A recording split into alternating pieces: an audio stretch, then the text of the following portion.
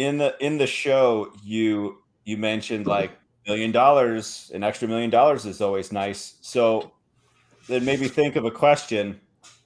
If someone just handed you $1 million, tax free, didn't have to declare it or whatever, what would you do with your operation with an extra $1 million? I mean, we probably would put it towards a processing facility. That's Okay, that's a good point. I was going to ask you about the processing because you did like your own. I watched a video of you doing your own chickens and stuff. So how does that work, right. like for your other Well, so livestock? poultry, we can do up to 20,000 a year on farm under exemption with the little facility that we have. Oh, The big bottleneck is in red meat processing. So beef and pork that we're having to book dates 12 months in the future, and even then not getting the slots that we need. So like right now, 90% of our pigs are being trucked 4 hours away into Pennsylvania to be processed, which with diesel at $5.79 a gallon is just lovely. holy crap!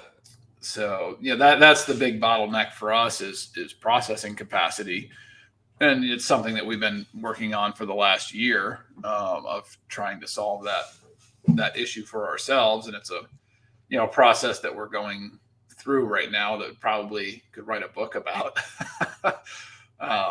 Just to get a processing facility on site.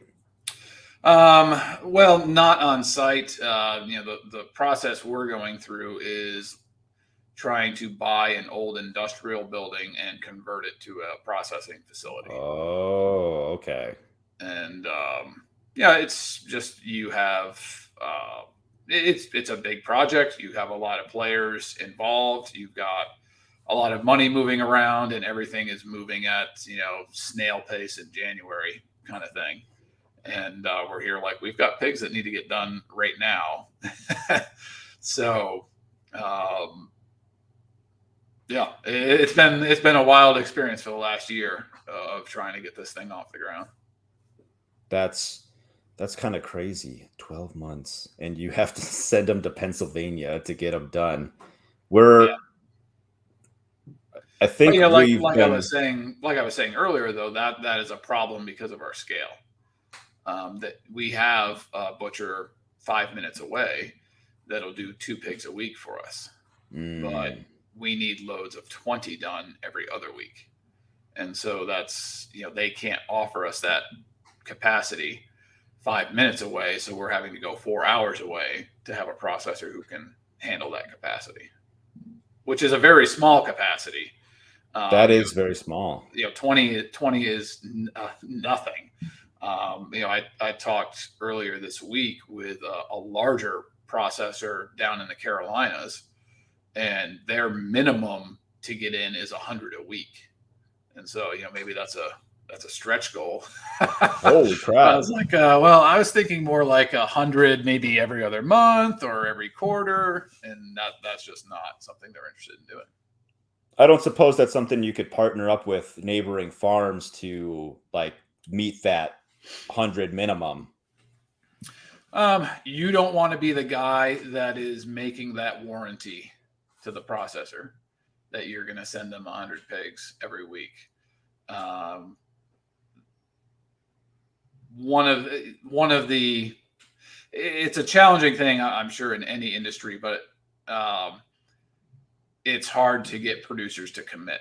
Like we've had to work for years with a lot of our piglet buyers to get them to commit 6-8 months in advance to what they want.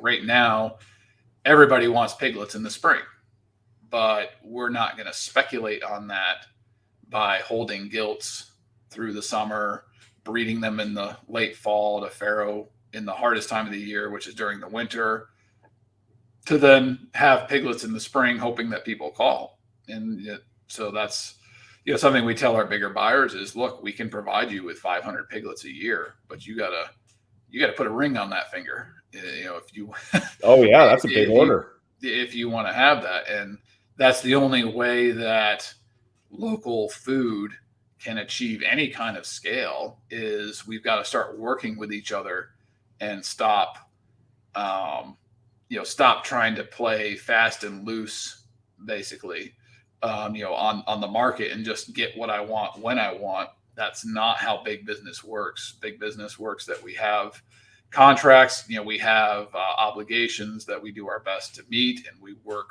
with partner companies in a long-term setting. And that's what we need to do as a local food movement if we want to grow up.